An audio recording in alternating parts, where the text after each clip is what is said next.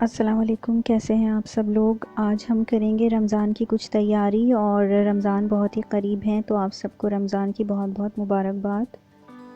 और अल्लाह ताला से दुआ है कि हम इस रमज़ान को बेहतरीन तरीके से गुजारें, नमाज और कुरान की पाबंदी के साथ। तो हम इसके लिए पहले से ही कुछ तैयारी कर लेंगे ताकि रमज़ान में हमारे पास काफ़ी सारा टाइम हो। तो चलें शुरू करते हैं।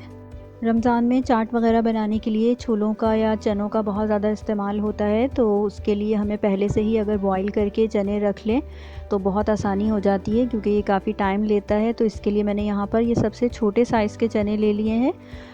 अगर मैं ये पैकेट के नहीं लेती हूँ तो स्मॉल साइज़ जिस पर लिखा हुआ होता है वो लेती हूँ। ये देखें कितने छोटे से हैं ये। और अगर पैकेट के लेती हूँ तो उस पे सबसे कम जो मिलीमीटर में साइज़ लिखा होता है वो देख कर लेती हूँ, क्योंकि इनका टेस्ट बहुत ही अच्छा होता है। तो आप भी छोटे वाले चने लें।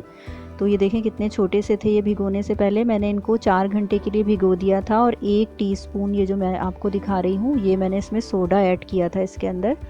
और ये ये नॉर्मल टीस्पून के बराबर है जो घर में हमारे पास होता है। अगर आप इसको रात भर भिगोएंगे तो आप इसमें आधा टीस्पून सोडा ऐड करेंगे। ये आधा किलो के करीब चिकपीज़ हैं, लेकिन मेरे पास टाइम कम था और मैंने इन्हें सुबह ही भिगोया था, तो मैंने इसमें पूरा 1 टीस्पून सोडा डाल दिया था। ये बेकिंग सोडा नहीं, जो खाने का सोडा हमारे पास घर में होता है, ये वो सोडा था।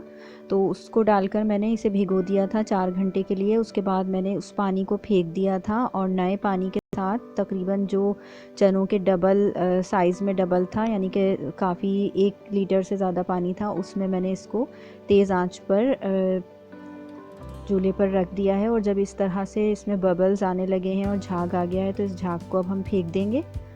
और उसके बाद हम इसे उस वक्त तक पकाएंगे ढककर हल्की आंच पे, जब तक कि ये अच्छे तरीके से गल ना जाए, जितने गले हुए हमें चाहिए। और जब ये इस तरह से झाग हम निकाल देंगे तो हम हस्बे ज़रूरत नमक इसमें शामिल कर देंगे। नमक आप शुरू में शामिल नहीं करें।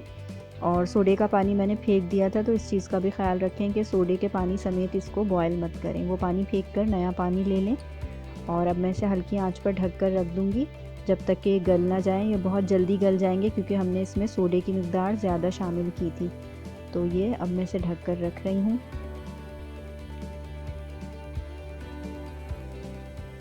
देखें जब ये रूम टेम्परेचर पर आ गए थे तो मैंने इस तरह से ज़िप लॉक बैग ले लिए हैं और उसके अंदर इन चनों को जितनी मुझे एक दफ़ा में ज़रूरत है उस हिसाब से पैक कर लिया है।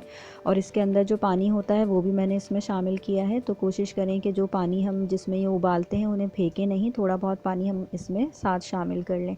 इस तरह से फ्रीज़र में 1 महीने तक सेफ़ रहेंगे बहुत ही आसानी से। तो ये काम आप रमज़ान से पहले करके रख लें। अब दूसरे नंबर पे है अदरक लहसुन का पेस्ट। तो ये हम सभी घर में बनाते हैं। आप अगर साबित अदरक लहसुन सेव करना चाहें तो इस फॉर्म में भी सेव कर सकते हैं, वरना फिर आप इनका पेस्ट बना लें। अदरक लहसुन का पेस्ट बनाने के लिए मैंने ये लहसुन को इस तरह से छील लिया था और अदरक भी इस तरह से क्रश करके ऊपर से उसको स्क्रैच करके रख ली थी। अब मैंने एक चॉपर के अंदर लहसुन को डाला है और इसके अंदर मैं ऑयल डालूँगी। कोशिश करूँगी कि पानी का इस्तेमाल कम से कम करूँ और सिर्फ ऑयल के साथ ही इसे ब्लेंड कर लूँ। तो नमक भी मैंने इसमें थोड़ा सा शामिल कर लिया है। हमने पानी के बग़ैर ही इसे चॉप किया है। तो देखें ये बिल्कुल फाइनली चॉप हो चुका है, तकरीबन पेस्ट की फॉर्म में आ गया है और काफ़ी जो है थिक है ये। इसको मैं एक बॉटल में मैंने निकाल दिया है और इसके अंदर मैं ऊपर से थोड़ा सा ऑयल और डाल रही हूँ ताकि इसका कलर ख़राब ना हो और ये सेफ़ रहे ज़्यादा टाइम के लिए। तो इस तरह से ये काफ़ी अरसे 1 महीना कम से कम आसानी से चल जाएगा। तकरीबन हाफ़ केजी से थोड़ी सी कम लहसुन और हाफ़ केजी से ही थोड़े से कम अदरक थी मेरे पास। तो ये 1 महीने तक हमारे लिए काफ़ी रहेंगी। अब हम अदरक को भी इसी तरह से पीस लेंगे और उसमें नमक भी शामिल करेंगे और थोड़ा सा ऑयल भी शामिल करेंगे। अदरक में काफ़ी मॉइस्चर होता है तो इसमें पानी बिल्कुल भी शामिल करने की ज़रूरत नहीं पड़ेगी। तो मैं इसको अब पीस लूँगी। अदरक भी मैंने पीस ली है, देखें इस तरह से बिल्कुल फ़ाइन हो गई है। आप ब्लेंडर में भी पीस सकते हैं, मैंने इसे चॉपर में पीसा है। और साथ ही मैं इसके ऊपर थोड़ा सा बॉटल में इसको शामिल करने के बाद थोड़ा सा ऑयल भी इसके ऊपर से डाल रही हूँ सेफ़ रखने के लिए इसको। और ये देसी अदरक थी मेरे पास। और चूँकि हम रमज़ान में बहुत ज़्यादा टाइम नहीं कुकिंग को दे सकते, हमें अपनी इबादत पर भी तवज्जो देनी होती है, तो सबसे ज़्यादा प्रॉब्लम होती है प्याज लाल करने के लिए। इसके लिए मैंने यहाँ पर 6 से 7 प्याज़ें ले ली हैं मीडियम साइज़ की। उन्हें फाइनली बिल्कुल बारीक बारीक स्लाइस कर लिया है और इस तरह से एक ओवन डिश में आप बटर पेपर चाहें तो वो लगा लें, वरना मैंने यहाँ पर एलुमिनियम फॉइल लगा कर इन्हें फैला लिया है। और अब मैंने इसे ओवन में रखा है और 180 डिग्री सेंटीग्रेड पर मैं कुछ देर इसे इस तरह से ड्राई कर रही हूँ। अगर आपके ओवन में ऑप्शन है ड्राइंग का तो बहुत ही अच्छा है, लेकिन अगर ना हो तो आप इसे 180 टू 200 डिग्री सेंटीग्रेड पर कुछ देर ग्रिल को भी ऑन कर दें। 5 मिनट्स के लिए मैंने ग्रिल ऑन करके इसको रखा है और इसको साथ साथ मिक्स भी करते रहें, क्योंकि हमें इसका पानी ड्राई करना है बेसिकली इस टाइम। आप चाहें तो इसे ओवरनाइट इस तरह से किसी डिश में फैला कर रख दें, वो भी बहुत अच्छा रहेगा। आसानी से ये बिल्कुल ड्राई हो जाएगी। मेरे पास टाइम कम था तो मैंने इसे ओवन में हल्का सा ड्राई कर लिया है। काफ़ी हद तक ड्राई हो गई है। अब हम इसे फ्राई कर लेंगे तो ये जल्दी फ्राई हो जाएगी बहुत।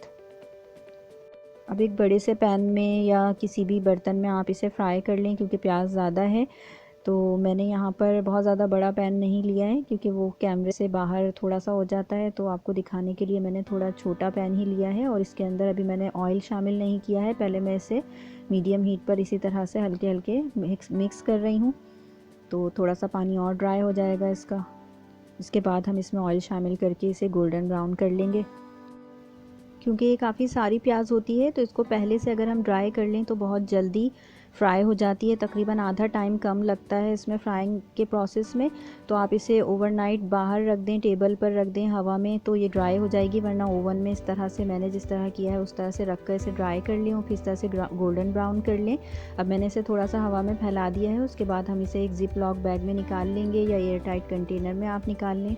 आप इस तरह से जिप लॉक बैग्स में प्याज को निकाल लें और उसके ऊपर डेट मेंशन कर दें। काफ़ी अरसे तक ये सेफ़ रहती है। 2 टेबल स्पून क्रश की हुई प्याज तकरीबन एक मीडियम साइज़ प्याज के बराबर होती है। अब हम बनाएंगे एक बहुत ही ज़बरदस्त सा मसाला। ये एक करी पाउडर है और रमज़ानों में हमें इतना टाइम नहीं होता है कि तमाम मसालों को 1 बाय 1 शामिल करें खाने में। तो आप इस तरह से पहले से बना कर रख लें तो आपका होममेड करी पाउडर तैयार हो जाएगा। इसके लिए मैंने टीस्पून लिया है, मेजरिंग टीस्पून। आप नॉर्मल घर का टीस्पून भी ले सकते हैं। सबसे पहले मैंने नमक शामिल किया है 4 टीस्पून। उसके बाद मैंने हल्दी 2 टीस्पून शामिल की है। फिर मैं ज़ीरा पाउडर 3 स्पून शामिल कर रही हूँ टीस्पून। इसके बाद मैंने कश्मीरी रेड चिली शामिल की है 6 टीस्पून। आप इसको कम या ज़्यादा कर सकते हैं और नॉर्मल जो मिर्चें होती हैं वो भी ले सकते हैं कश्मीरी रेड चिली के बजाय। साथ ही इसके बाद हम शामिल करेंगे इसके अंदर पिसा हुआ धनिया। ये हम 7 टीस्पून के करीब लेंगे। तो पिसा हुआ धनिया शामिल करने के बाद मैं यहाँ पर शामिल करूँगी चिकन पाउडर। अगर आप चिकन पाउडर शामिल ना करना चाहें तो ना भी करें, लेकिन इससे काफ़ी अच्छा टेस्ट आ जाता है। तो ये मैं 3 टीस्पून शामिल कर रही हूँ इसके अंदर। अगर आपके पास हो तो ज़रूर शामिल करके इसे देखें। तो 3 टीस्पून ये शामिल करेंगे और इसके बाद गरम मसाला पाउडर आप शामिल करें तो वो आप तकरीबन 2 टीस्पून शामिल कर दें। इन तमाम चीज़ों को अच्छे तरीके से हम शेक कर लेंगे और हमारा होममेड करी पाउडर तैयार हो जाएगा। इसके 2 टेबल स्पून 1 किलो गोश्त या सब्ज़ी के लिए काफ़ी हैं। आप कम या ज़्यादा कर सकते हैं और सॉल्ट की मिक़दार भी उसमें एडजस्ट कर सकते हैं अपनी मर्ज़ी से। तो ज़रूर बना कर रखें, रमज़ानों में बहुत ही फ़ायदा रहता है इससे। देखिए मैंने ये टीस्पून से बनाया है, छोटे वाला जो टीस्पून होता है उससे ये बनाया है। और टेबल स्पून से आप इसको मेजरिंग करेंगे जब इसकी मेजरमेंट करेंगे सालन में शामिल करने के लिए। तो ये जो टेबल स्पून है वो ये है और जो टीस्पून जिससे मैंने बनाया है वो ये है। तो आप घर के टीस्पून और टेबल स्पून भी शामिल कर सकते हैं, कोई प्रॉब्लम नहीं है उसमें। और हम 2 टेबल स्पून शामिल करेंगे 1 किलो में। देखें कितना अच्छा सा इसका कलर आ गया है। तो ये आप बनाकर ज़रूर रख लें रमज़ान से पहले। इस तरह से कुछ चीज़ें हैं, मैं इंशाल्लाह दूसरा पार्ट भी बनाऊंगी इसका, तो हम कुछ और तैयारी भी करेंगे। तो ये थोड़ी सी रमज़ान की तैयारी है जो ज़रूर आप पहले से करके रख लें, काफ़ी आसानी हो जाती है इससे। अगर अब वीडियो आपको पसंद आई हो तो इसे लाइक और शेयर ज़रूर करें। मेरे चैनल पर आप फर्स्ट टाइम आए हैं तो इसे सब्सक्राइब कर लें। रमज़ान प्रैप वीडियो का पार्ट 2 भी मैं जल्द ही बनाऊंगी, वो भी ज़रूर आप देखिएगा। अपना ख्याल रखिएगा। अल्लाह हाफिज़।